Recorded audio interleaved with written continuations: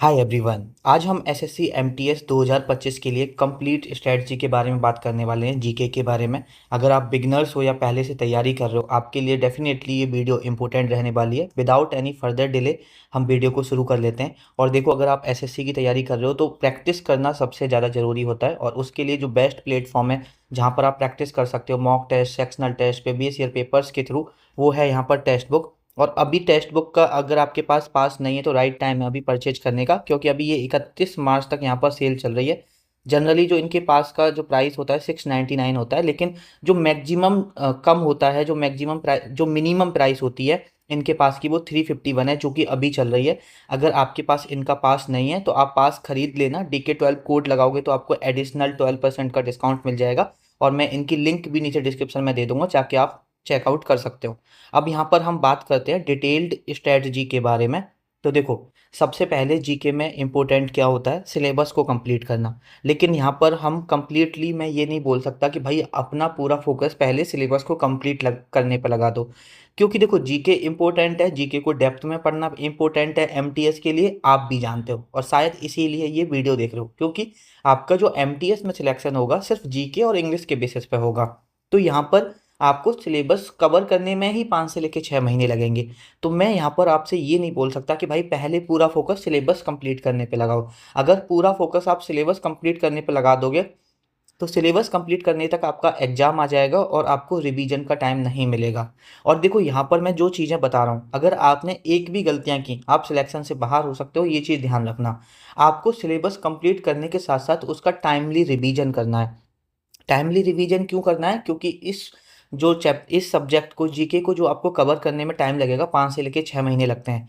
और इस टाइम अगर आप साथ में रिवीजन लेके नहीं चलोगे, जैसे जो सब्जेक्ट पूरा हो गया उसका सब्जेक्ट का रिवीजन करते करते नहीं चलोगे, तो आपको जीके में आगे चल के प्रॉब्लम आएगी। और जब आपका सिलेबस तो कंप्लीट हो जाएगा लेकिन आपको याद कुछ नहीं होगा, फिर आपको शुरू से जीरो से स्टार्ट करना पड़ेगा, और फिर आपके पास उतना टाइम नहीं बचेगा, क्योंकि आपका पेपर बहुत नियर बाई आ चुका होगा। तो हमेशा जीके के साथ, जीके में सिलेबस कंप्लीट करने के साथ साथ, अभी कहाँ से करना है, कैसे करना है, वो तो हम डिस्कस करेंगे।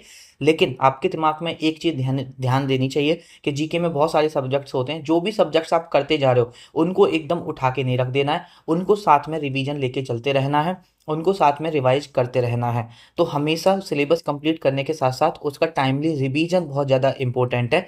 जितने भी एमटीएस 2024 सिलेक्टेड कैंडिडेट्स से मैंने बात की है, सब ने ये बोला है कि भैया हम रिवीजन करते रहे, हमने 10 सोर्सेज पे फोकस नहीं किया, लेकिन 10 बार रिवीजन पे फोकस किया। और यहाँ पर आप रिवीजन के साथ साथ प्रैक्टिस भी करते रहो। पूरा कंप्लीट सिलेबस होने का आप टाइम मत देखो, इंतजार मत करो। आप सेक्शनल टेस्ट के थ्रू भी आप यहाँ पर प्रैक्टिस कर सकते हो, रिवीजन कर सकते हो। और यहाँ पर आप कोई बुक भी खरीद सकते हो जहाँ पर आप प्रीवियस ईयर क्वेश्चंस के थ्रू प्रैक्टिस कर सकते हो। और देखो, ऐसे दिमाग में मत सोचा करो कि मैं एसएससी एमटीएस की तैयारी कर रहा हूँ तो मैं सिर्फ एसएससी एमटीएस के क्वेश्चन लगाऊंगा। आप सीजीएल के लगाओ, सीएचएसएल के लगाओ, सीपीओ के लगाओ, क्योंकि ऑलमोस्ट जीके सेम ही पूछी जाती है सभी एसएससी पेपर्स में। बस ये मानो कि ये मत समझो कि 10th का पेपर है तो आसान आएगा, एमटीएस का पेपर है तो आसान आएगा, सीजीएल का टफ आएगा। जीके उठा के देख लो, 2024 की एज कंपेयर एमटीएस में टफ आई थी सीजीएल के कंपेयर में देखें तो यहाँ पर एसएससी बिल्कुल ऐसे, बिल्कुल पक्षपात नहीं करती है, सब में सेम देती है क्वेश्चन। तो आपको सभी क्वेश्चंस पे, आप जीके के भी सेक्शनल टेस्ट लगा रहे हो तो सीजीएल के भी लगा सकते हो, सीएचएसएल के भी लगा सकते हो, एमटीएस के भी लगा सकते हो। एटलीस्ट इन तीनों सब्जेक्ट के तो आपको, इन तीनों एग्जाम्स के तो आपको लगाने ही चाहिए। अब सेक्शनल टेस्ट की जो प्रैक्टिस है टेक्स्ट बुक से भी कर सकते हो, और अगर प्रीवियस ईयर क्वेश्चंस की प्रैक्टिस अगर आप बुक से करना चाहते हो तो बुक से भी कर सकते हो। ठीक है, दोनों पे ही एक्सप्लेनेशन दिया होता है, जहाँ से आपको ज़्यादा सुटेबल लगता है वहाँ से आप कर सकते हो। और आपको जो स्टैटिक, जो आपको जीके का सिलेबस खत्म करने का जो आपका ऑर्डर होना चाहिए, वो पहले स्टैटिक जीके करो, फिर हिस्ट्री करो, फिर ज्योग्राफी, फिर पॉलिटी, उसके बाद इकोनॉमिक्स, उसके बाद बायोलॉजी, उसके बाद केमिस्ट्री। और फिजिक्स को कम्प्लीटली अवॉइड भी कर सकते हो, फिजिक्स से बहुत ना के बराबर आपके क्वेश्चन बनते हैं। अब मैंने ये ऑर्डर किसके बेसिस पे बताया, ये मैंने यहाँ पर जो ऑर्डर बताया है वो वेटेज के बेसिस पे बताया है कि किस सब्जेक्ट का कितना वेटेज रहता है। सबसे ज़्यादा जो क्वेश्चन पूछे जाते हैं वो स्टैटिक जीके से पूछे जाते हैं, फिर हिस्ट्री और ज्योग्राफी से लगभग सिमिलर क्वेश्चन पूछे जाते हैं, उसके बाद पॉलिटी से, फिर इकोनॉमिक्स से, साइंस में सबसे ज़्यादा बायोलॉजी से, फिर केमिस्ट्री से, और फिजिक्स से ना के बराबर पूछे जाते हैं। अब हमारा एक और सब्जेक्ट बचता है जो एसएससी ने, पता नहीं करंट अफेयर का नाम पास्ट अफेयर रखना चाहिए या क्या रखना चाहिए, करंट अफेयर। अब करंट अफेयर कैसे करनी है, पहले तो देखो अभी तो सिलेबस पर कंप्लीट करने पर फोकस करो, ये जीके का करंट अफेयर पर बिल्कुल फोकस मत करो। पेपर से पहले 2024 की करंट अफेयर पढ़ लेना, अभी 2025 का पेपर है ना। मैंने एसएससी की जो एनालिसिस करके एक चीज़ देखा है कि जो पेपर से 6 महीने पहले की करंट अफेयर पूछते ही नहीं है, जनरली वही पूछा जाना चाहिए, लेकिन एसएससी नहीं पूछती।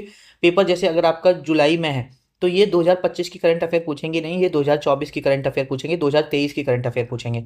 तो आपको अगर करंट अफेयर करना है तो 2024 की करंट अफेयर करना, और ऐसे डेली क्लास मत देखो करंट अफेयर की, एक साथ बाद में करंट अफेयर करना। हम भी आप लोगों के लिए करंट अफेयर करा देंगे, जब कर लेना। लेकिन अभी अपने जो अदर सब्जेक्ट्स हैं जहाँ पर देखो करंट अफेयर आप पढ़ के भी जाओगे, कोई ऐसे नहीं गारंटी दे सकता कि अगर भाई करंट अफेयर पढ़ के जाओ और वहाँ से सवाल पड़ जाए, फंस जाए। लेकिन history, geography, polity, economics, biology, chemistry अगर इनको पढ़ के जाओगे फिर भी चांसेस रहते हैं। देखो ना फंसने के तो यहाँ भी रहते हैं, लेकिन यहाँ से करंट अफेयर से ज़्यादा पॉसिबिलिटी यहाँ रहती है। तो पहले जहाँ पर ज़्यादा पॉसिबिलिटी है उन सब्जेक्ट्स को कन्फर्म क्लियर करो। और देखो आप ये सब्जेक्ट कहाँ से कवर कर सकते हो, अगर आप डेडिकेटली अभी हमारा जो 31 मार्च 2025 से अर्जुन बैच आ रहा है जो कि डेडिकेटेड है एसएससी एमटीएस 2025 के लिए, आप डेडिकेटली उस बैच को फॉलो कर लो। और हम उसमें स्टार्ट करेंगे हिस्ट्री से, क्योंकि हम स्टैटिक जीके तो ऑलरेडी कर चुके हैं। अगर आपको नहीं पता तो आप जाके चेकआउट करो, हमने स्टैटिक जीके करा रखी है फॉर ऑल एसएससी एग्जाम्स। मैं आपको इंश्योर कर रहा हूँ कि आपके जो क्वेश्चंस आएंगे वहाँ से बाहर नहीं आएंगे। हमने स्टैटिक जीके को पिछले 5 साल के पेपर्स को एनालिसिस करके देखा है, करके बनाया है। अब आप देख लो जाके एक बार, एक क्लासिकल डांस जो पहली हमारा लेक्चर है वो जाके देख लो, आपको खुद समझ में आ जाएगा। अगर आप पहले से तैयारी कर रहे हो ना तो आपको खुद समझ में आ जाएगा कि किस तरह का कंटेंट है।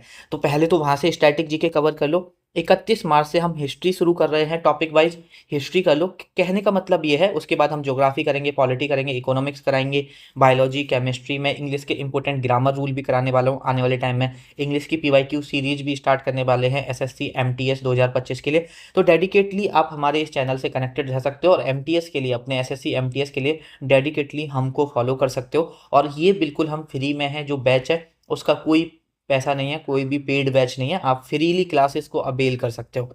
तो अगर आप एसएससी एमटीएस 2025 की तैयारी कर रहे हो तो कम्प्लीटली आप हम लोगों पर रिलाय कर सकते हो। बहुत सारे बच्चे बोलते हैं कि भैया क्या हम इस जो पढ़ रहे हैं उस पर रिलाय कर सकते हैं या नहीं, क्या हम इस चैनल पर रिलाय कर सकते हैं या नहीं।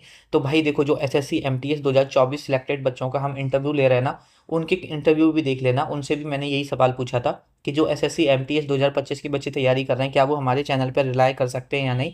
सभी ने यही बोला है कि हाँ भाई कर सकते हैं। और एक बार आप जाके खुद से हमारी जो क्लासेस हैं उनको चेकआउट करो, अभी जो स्टैटिक जीके कराया है उसको चेकआउट करो, आपको खुद समझ में आ जाएगा कि आपको हमारे ऊपर रिलाय करना चाहिए या नहीं। क्योंकि कहने को तो कोई भी, मैं भी कुछ भी कह सकता हूँ, लेकिन आपकी बेसिक अंडरस्टैंडिंग बहुत बड़ी चीज़ होती है। आपको समझ में आए तो हमसे पढ़ना, वरना आपको नहीं पढ़ना चाहिए। सिंपल सी बात यह है। आप देखो हमेशा एक चीज़ पूछते हो कि भैया बेस्ट टीचर बताओ, तो मैं ये बताता हूँ कि बेस्ट टीचर वो होता है जिसका पढ़ाया हुआ आपको समझ में आने लगे, या जिसका पढ़ाया हुआ आपके प्रीवियस ईयर क्वेश्चंस में फंसने लगे। अगर आप पीवाईक्यू लगा रहे हो, पिछले साल के पेपर के क्वेश्चन लगा रहे हो, अगर वो आप कर पा रहे हो तो मतलब वो टीचर बेस्ट है, वो टीचर अच्छा है। तो अगर आप हमारी क्लासेस देखने के बाद अपने क्वेश्चंस को सेक्शनल टेस्ट में अच्छा स्कोर कर पा रहे हो, आपके स्कोर में इंप्रूवमेंट हो रहा है, तो इसका मतलब हम बेस्ट पढ़ा रहे हैं, वरना नहीं पढ़ा रहे। उसके लिए आपको एक बार क्लासेस जाके चेकआउट करनी पड़ेंगी, फिर प्रीवियस ईयर क्वेश्चंस को एक बार देखना पड़ेगा।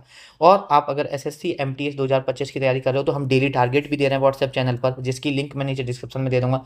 अगर आप डेली टारगेट फॉलो करते हो तो आपको कोई भी दिक्कत नहीं आएगी, इस चीज़ को मैं आपको इंश्योर कर रहा हूँ। और देखो ऐसा नहीं है कि आप जीके हमसे ही पढ़ो, अगर आपको कोई और टीचर पसंद आता है आप उनसे भी पढ़ सकते हो। लेकिन मेरा यहाँ पर ये बताना नहीं था कि भाई हम जीके पढ़ा रहे हैं आप हमसे ही पढ़ो। मेरा बताना ये था कि आप किस तरह से जीके को लेके चल सकते हो। जीके के आप फोकस करो सिलेबस को कंप्लीट करने पर, लेकिन कंप्लीटली आपको फोकस नहीं करना है। जैसे एक सब्जेक्ट स्टैटिक जीके पढ़ ली और फिर हिस्ट्री पर स्विच करे, तो ऐसा नहीं है कि अब हिस्ट्री पर ही फोकस करना है, स्टैटिक जीके को साइड में उठा के रख दिया। आपको स्टैटिक जीके को भी पैरेलली पढ़ के चलना है, पैरेलली पढ़ते हुए चलना है। स्टैटिक जीके का टाइमली रिवीजन करना है। ऐसे फिर अगर हिस्ट्री आपकी कवर हो जाए, ज्योग्राफी आप कर रहे हो, तो आपको स्टैटिक जीके भी टाइमली रिवीजन करना है और हिस्ट्री का भी टाइम टाइम पर रिवीजन करते रहना है। और देखो जब जितनी बार ज़्यादा टाइम रिवीजन करोगे उतना फिर आपको कम पढ़ने को, आपको रिवीजन करने में कम टाइम लगेगा। आई होप मेरी बात आप समझ रहे होंगे।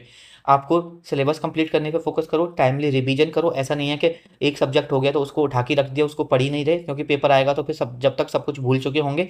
तो कंप्लीट सिलेबस कंप्लीट करते करते आपको टाइमली रिवीजन भी करना है। और किसी बुक से या टेक्स्ट बुक से आपको सेक्शनल टेस्ट के थ्रू प्रैक्टिस या प्रीवियस ईयर क्वेश्चंस के थ्रू प्रैक्टिस करनी है। और हमेशा ध्यान रखो, अगर आप एसएससी की तैयारी कर रहे हो तो प्रीवियस ईयर क्वेश्चंस पे ही ज़्यादा रिलाई करो, प्रीवियस ईयर क्वेश्चंस को ही ज़्यादा अटेम्प्ट करो। मॉक टेस्ट को मत लगाओ, क्योंकि मॉक टेस्ट जिस प्लेटफॉर्म पे आप लगा रहे होते हो वो प्लेटफॉर्म बनाता है। बस प्रीवियस ईयर क्वेश्चंस एसएससी ने जो पहले पूछे गए हैं 2024 के लगाओगे तो वो एसएससी ने पेपर बनाए हुए हैं, आगे भी वही लोग बनाने वाले हैं। तो उनका माइंड सेट क्या है, कहाँ से वो ज़्यादा पूछते हैं, इसलिए आपको प्रीवियस ईयर क्वेश्चंस पे ज़्यादा फोकस करना चाहिए। आई होप आपको सारी चीज़ें समझ में आ गई होंगी। कुछ जैसे ऐसा बहुत बड़ी चीज़ें नहीं है मैंने जो बताई हैं, बहुत सिंपल सी चीज़ें हैं, बट हम इस चीज़ को इग्नोर करते हैं। और इसमें अगर आप एक भी स्टेप छोड़ोगे ना तो आप सिलेक्शन से बाहर भी हो सकते हो, ये चीज़ ध्यान रखना। तो प्लीज़ ईमानदारी से पढ़ लेना, अच्छे से मेहनत कर लो। अब बहुत टाइम नहीं रह गया है। एक डिटेल्ड वीडियो मैं लेके आऊँगा कुछ टाइम बाद, जिसमें हम जो हमारा टाइम बचा है उसमें कंप्लीट एक ही वीडियो में डिटेल्ड स्ट्रेटजी के बारे में बात करेंगे एसएससी एमटीएस 2025 के लिए। क्योंकि अभी तो हमने अलग अलग वीडियोज बनाई थी, अब एक वीडियो में जिसमें आपको कंप्लीटली मैं डिटेल देने वाला हूँ एसएससी एमटीएस एग्जाम की, और कंप्लीटली हम उसमें स्ट्रेटजी देखने वाले हैं एसएससी एमटीएस एग्जाम के बारे में। तो चलिए इस वीडियो को यहीं पे ख़त्म करते हैं, आपसे मुलाकात होगी नेक्स्ट वीडियो में। तब तक के लिए पढ़ते रहिए और ख्याल रखिए अपना।